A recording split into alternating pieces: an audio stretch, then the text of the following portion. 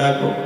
তোমার বন্ধুর প্রতি এত পরিমাণ তোমার মহব্বত, এত পরিমাণ ভালোবাসা, ও বান্দা ওই বন্ধুকে বন্ধু বলিয়া ডাকো। কতটুকু স্বার্থ আছে বন্ধুর পিছনে বন্ধু।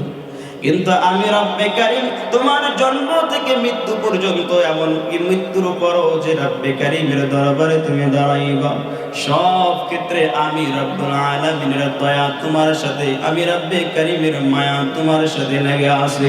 ও বান্দা, তোর দিলকে কি একবার জিজ্ঞেস করিস না, সারাদিন আমার বাতাস তুই উপভোগ করস, সারাদিন আমার পানি, আমার আগুন, আমার দেয়া যত নিয়ামত, সব নিয়ামত বান্দা তুই ভোগ করস, এরপরও কি দিলকে একবার জিজ্ঞেস করিস না এই নিয়ামত গুলা কার পক্ষ থেকে আসে, কোথা থেকে আসে?